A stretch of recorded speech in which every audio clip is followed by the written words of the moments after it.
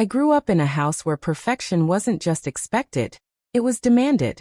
My parents made it clear from the moment I could hold a pencil that my value depended on grades, discipline, and following the right path.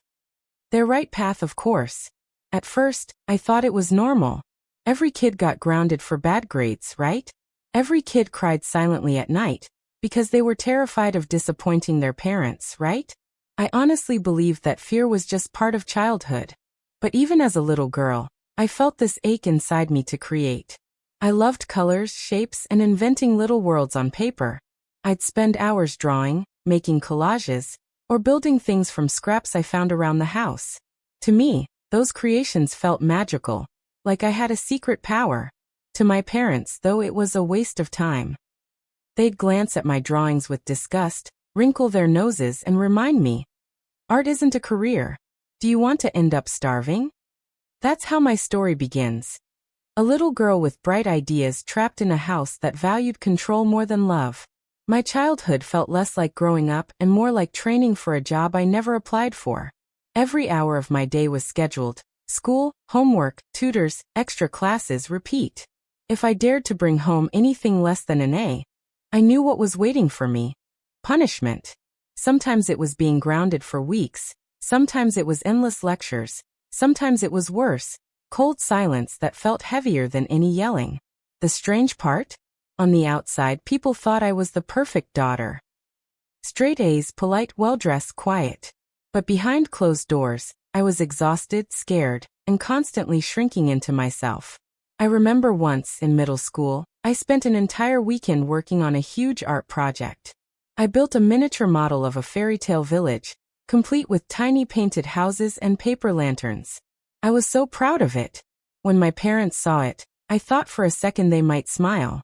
Instead, my father picked it up, looked at it like it was trash, and said, "You wasted 2 days on this nonsense. Imagine what you could have accomplished in math instead." He dropped it in the garbage right in front of me.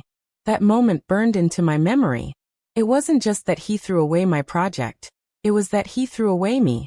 So I learned to hide my creativity.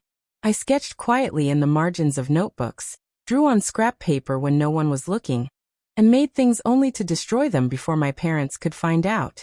Outwardly, I was their obedient daughter. Inside, I was building a secret world of color and imagination they would never see. And yet every time they dismissed me, every time they reminded me that real success only came through their definition of achievement, I felt a piece of me breaking off. By the time I graduated high school, my future had already been decided for me. My parents pushed me into a prestigious program, something they thought would guarantee money and respect. I didn't fight back.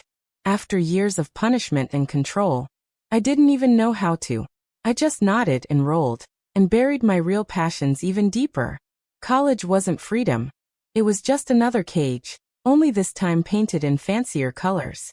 I slogged through courses that drained me, memorized theories I didn't care about, and watched the people around me thrive while I withered.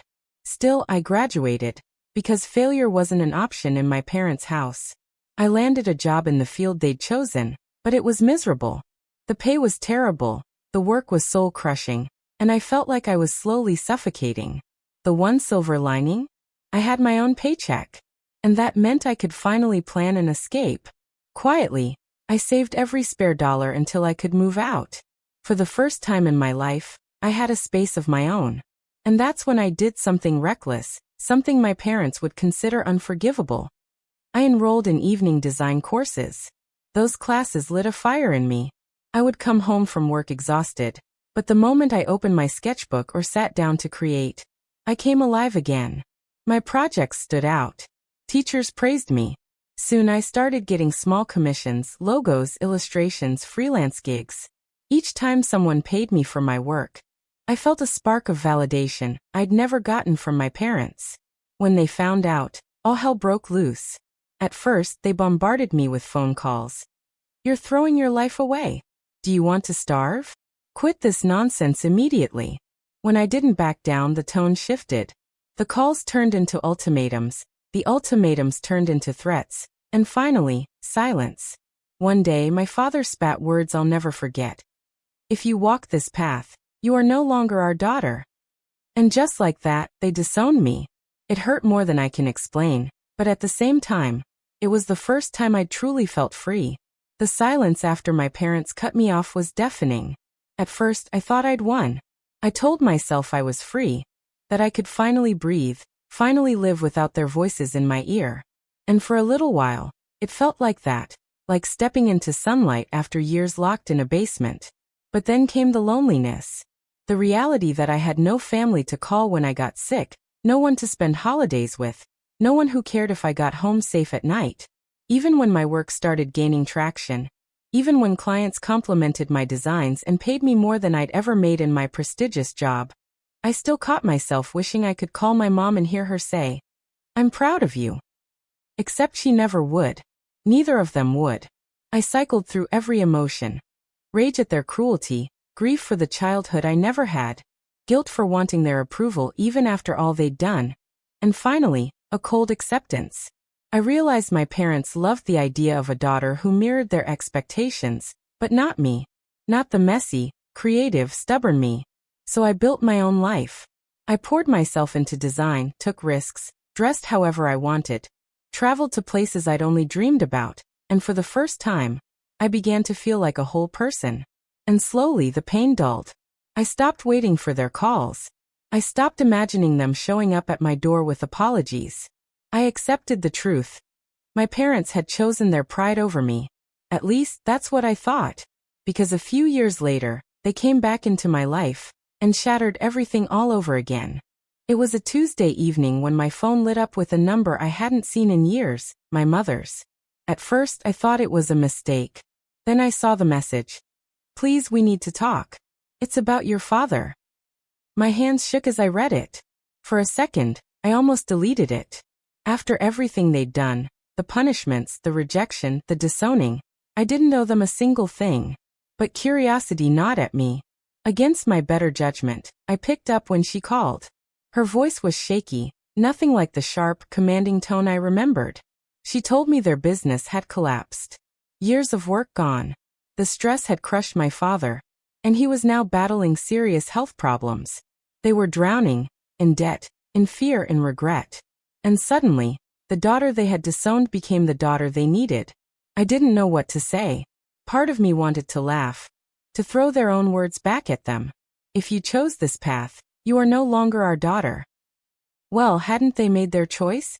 But another part of me, smaller, softer, still scarred from wanting their love, hesitated. They sounded desperate. Human. For the first time in my life, I heard vulnerability in their voices. I sat on my couch that night, torn between two instincts. To shut the door forever and finally teach them the lesson they'd never let me teach as a child. Or to extend a hand, not out of forgiveness, but out of something more complicated. Maybe compassion, maybe unfinished business. I didn't answer her right away. But for the first time in years, I lay awake all night thinking about my parents, wondering if this was fate's cruel joke, or the beginning of something I wasn't ready for. For days, I avoided giving my mother an answer. Her texts kept coming, each one more desperate than the last. "We can't manage alone. Your father asks about you. Please, we're sorry." Every time I saw a message, old wounds split open. I'd remember the nights I cried over torn-up drawings, the times I was grounded for scoring a 92 instead of 100, the moment my father spat that I wasn't his daughter anymore. Did they think those scars just vanished? That a simple "we're sorry" erased years of damage? I wanted to say no. God, I wanted to slam that door shut forever. Let them face the consequences of their arrogance without me. They had chosen pride over me, and I had survived without them. Why should I bend now? But then came the guilt. The image of my father, weak, sick, no longer the towering figure who once terrified me, haunted me. My mother's voice, trembling in a way I had never heard before, echoed in my mind. As much as I hated to admit it, a part of me still cared. Or maybe I just wanted to prove to myself that I wasn't like them, that I could choose compassion over cruelty. So finally I answered, "I'll help. But don't mistake this for forgiveness." The words tasted bitter even as I typed them. I told myself I was doing it out of decency, not love. That I wasn't rescuing my parents. I was rescuing two flawed, broken people who happened to have raised me. And maybe, deep down, I wanted to see if they were capable of change. What I didn't know was that helping them would rip open everything I'd buried and force me to confront the past in ways I never imagined. The first time I saw them again, it felt like stepping into a parallel universe. My parents, once so strict, so unyielding, looked smaller. My mother's sharp edges had dulled with exhaustion, her hair thinner, her voice quieter. My father, who used to tower over me with authority, sat slouched in an armchair, pale and frail, his once commanding presence swallowed by illness. For a moment, I didn't know what to feel. Anger bubbled up, hot and sharp, but it collided with something unexpected, pity. And that made me even angrier. Why should I pity the people who never pitied me? They greeted me cautiously, like they were afraid I'd turn around and walk out. My mother fussed nervously, offering tea, trying to act normal. My father simply stared, his eyes searching mine as if he were looking for the daughter he'd thrown away. The silence between us was heavy, packed with years of unsaid words. Every glance, every movement carried tension. I wanted to scream at them, to demand answers. Why wasn't I ever enough? Why did you despise who I was? Why now, when you're broken, do you finally reach for me? But instead, I sat there, sipping lukewarm tea, my hands shaking. They spoke carefully, telling me about their business collapse, about the stress, about how everything had spiraled. My mother's voice cracked when she admitted, "We were wrong about you. About everything." For a split second, I felt something inside me loosen. Then my father spoke, and it was as if the years collapsed in on me. He said, "We didn't know better. We thought we were protecting you."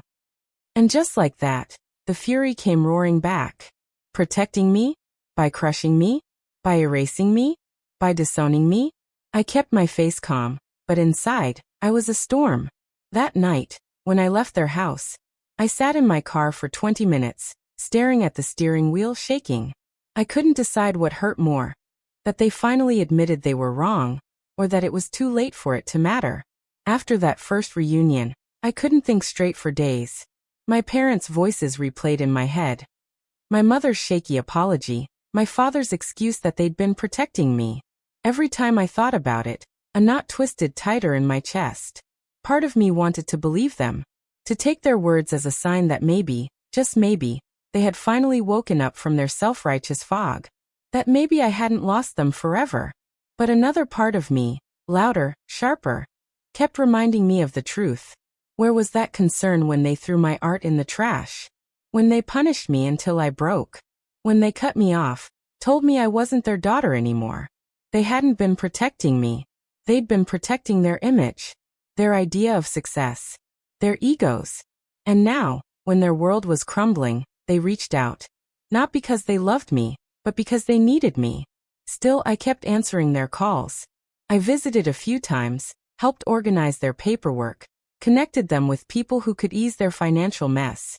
Each visit felt like walking into a minefield. My mother tried too hard, constantly asking about my work, complimenting my clothes, praising things she would have mocked years ago. My father, meanwhile, mostly stayed quiet, though occasionally he'd attempt small talk about things I knew he didn't care about. It was awkward, fragile, and deeply confusing. I'd drive home afterward and feel both proud and furious. Proud that I was strong enough to face them. Furious that they had the power to shake me even now. Every night, I asked myself the same question. Was I helping them out of compassion? Or was I just desperate to finally be seen by them? I didn't have an answer. The tension finally snapped one evening over dinner at their house. My mother had cooked my favorite meal, something she never bothered with when I was younger. She hovered like she was trying to erase the past by being overly attentive now. My father, looking worn but slightly stronger, decided it was the perfect time to talk about the future. He cleared his throat and said, "You know, if you came back to the profession you studied for, we could help you find a position. With your skills, you could rebuild stability.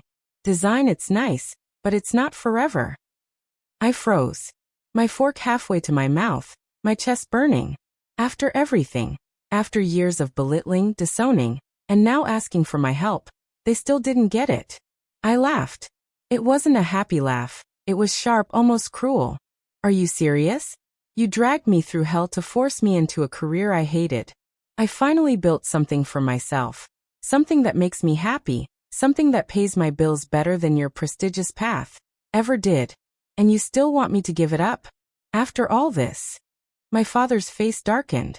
Old habits resurfaced in his eyes. The same cold authority I'd grown up with. But this time I didn't shrink. I didn't cower. I'm not coming back, I said, my voice steady. Not now. Not ever. If that's what you wanted from me, then maybe you were right years ago. Maybe I'm not your daughter after all. The silence that followed was suffocating. My mother tried to intervene, tears in her eyes, begging us not to fight. But I was done. Done playing the obedient child. Done pretending their approval mattered. I left that night with shaking hands and a pounding heart, but also with a strange clarity. No matter what they said or did, I was never going to let them chain me again. Driving home that night, my hands trembled so badly I could barely keep the wheel steady. My chest felt like it was caving in. Adrenaline rushing through me like I had just escaped a fire. But beneath the fear, there was something else. Something I'd never felt in my parents' presence before. Power. For the first time in my life, I hadn't bent. I hadn't swallowed my words to keep the peace. I had looked my father in the eye and told him the truth. And he hadn't been able to silence me. When I got home, I collapsed on the couch and cried. Not the quiet, hidden tears of my childhood, but heavy, shaking sobs that left me drained. It was grief, yes, but also release. I was mourning the little girl who had begged for their approval, the teenager who hid her drawings, the young woman who carried their voices like chains. That version of me was gone. The next morning, I expected regret to hit me like a wave. It didn't. Instead, I woke up lighter. My phone buzzed with missed calls from my mother, messages asking me to come back and talk, to give them another chance. I didn't answer. Not because I hated her, but because I needed space to breathe in this new air, this freedom I had carved out with my own voice. For years, my parents' opinions had been the law in my life, but standing up to them showed me something. Their power over me had only ever existed because I let it. And now, I wasn't letting it anymore. Still beneath the relief, there was a question that lingered, gnawing at me. If they truly were trying to change, if they were really reaching for me this time, was I strong enough to let them? Or was shutting the door for good the only way to protect myself?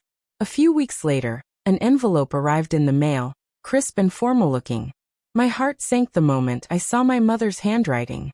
Inside was a card. An invitation to a family dinner for an upcoming holiday. The words were carefully chosen, polite, almost rehearsed. We would love for you to join us. We know we've hurt you, and we hope to make amends. Please come, even if just for one evening. I stared at it for a long time. My first instinct was to toss it in the trash. A part of me wanted nothing more than to live my life free of their demands, their judgments, their shadows. But another part, the part that had once begged for their love and still remembered the warmth that had occasionally peeked through their strictness, hesitated. Could I go? Would it be a mistake to walk back into the storm? Or would it be a chance to finally draw a line, to test if they were truly ready to see me as I am? I spent the next few days wrestling with the invitation. I imagined the dinner. The awkward silences, the tentative apologies, the forced smiles. I imagined myself walking in with my head held high, showing them who I had become. Not the obedient child they wanted, but the woman I had fought to become. And yet, part of me feared the old pain would resurface, raw and relentless. Could I endure it? Could I forgive them, even a little, without losing myself again? The decision weighed on me like a storm cloud, but deep down I knew I had to choose. Not for them, but for me. The days leading up to the dinner felt like walking a tightrope over a chasm. Every morning, I stared at my reflection, asking myself who I was supposed to be that night. The obedient daughter? The angry woman ready to confront them? Or simply myself, unapologetic and unbending? I shopped for an outfit, something that said confidence without arrogance. I chose carefully, nothing flashy, nothing that screamed look at me, but something that screamed I am my own person. Every piece I laid out on the bed felt like armor. My mind replayed years of memories. The drawings they mocked, the punishments, the silence that had broken me. I thought about the little girl hiding her art, the teenager who sacrificed her happiness for their approval, and the woman who finally stood on her own. I wasn't sure if I was going to forgive them that night, or if forgiveness was even possible. But I knew one thing. I needed to face them, not for reconciliation, but for closure. To see if they were capable of understanding the life I had built without them. Even as I drove to their house, I felt a mix of dread and curiosity. Part of me wanted to run, turn the car around, and never look back. Another part, more stubborn, more daring, wanted to step inside, meet their eyes, and show them everything they had tried to suppress. When I pulled up, the door opened before I could knock. My mother's face lit up. Hesitant, hopeful, almost pleading. My father stood behind her, frilier than ever, yet trying to look steady.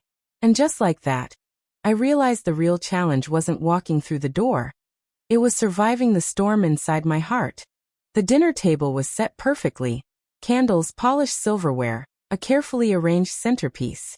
Everything screamed order, the kind of meticulous control my parents always valued. But tonight, it felt fragile, like it could shatter at any moment. We sat down, and the conversation began cautiously. My mother made polite small talk, asking about my work, my travels, my life. My father nodded along, mostly silent, but I could see him watching me closely, as if trying to measure the woman I had become. At first, I kept my answers short, controlled, careful. I didn't want to give them power over my emotions. But then my mother said something that made the old ache surface. "We never realized how much we hurt you." I felt my chest tighten. My instincts screamed at me to lash out, to remind them of every insult, every punishment, every night I cried alone. I wanted to tell them how they'd belittled my talent, dismissed my dreams, and driven me to leave them behind. But I didn't. Instead, I let the words hang in the air. Silence can be louder than any speech, and I could feel them realizing the weight of their mistakes in that quiet. For the first time, I saw vulnerability in them, an honesty that hadn't existed when I was a child. But even as I listened, even as I glimpsed their remorse, a part of me recoiled. Forgiveness wasn't a switch I could flip. Years of pain weren't undone by a single dinner. The meal ended. Polite goodbyes were exchanged. They asked me to stay longer, to make this a regular thing, to rebuild what was broken. I nodded, but inside I knew the truth. The past could never be erased, only acknowledged. And that night, driving home, I realized the hardest part wasn't their apology. It was deciding what I wanted my life to look like moving forward, with or without them. In the days following the dinner, I found myself replaying every moment in my mind. Their apologies, their tentative smiles, their awkward attempts at warmth. It was a strange mixture of relief and tension.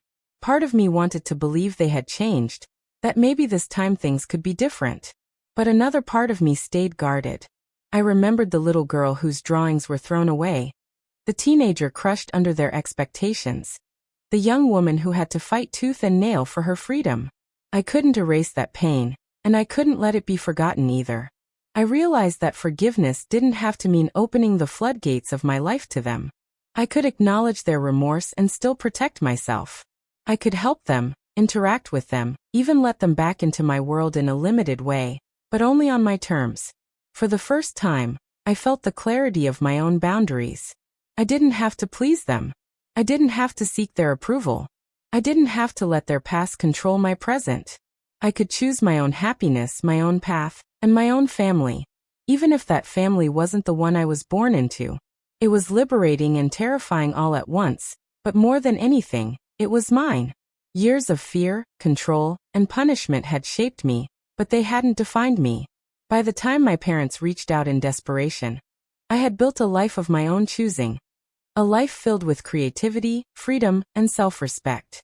Helping them wasn't about forgiveness, it was about acknowledging humanity while protecting myself. Through it all, I learned that parental love isn't always unconditional. Sometimes it's clouded by ego, ambition, or fear. And sometimes the only way to survive and thrive is to step away, carve your own path, and fight for the life you want, even if it means leaving the people you once called family behind. I can't say that my relationship with my parents is perfect now. We are careful, cautious, and painfully aware of the past. But I've realized that setting boundaries isn't betrayal, it's self-preservation. I've learned to live by my own rules, pursue my passions unapologetically, and value my well-being above the approval of others. If there's one piece of advice I can offer to anyone in a similar situation, it's this. Your worth is not defined by the people who fail to see it. Protect your creativity, protect your dreams, and never let anyone's expectations cage you. Freedom comes not from pleasing others, but from honoring yourself. And sometimes, walking away is the bravest, most loving choice you can make, not for them, but for you.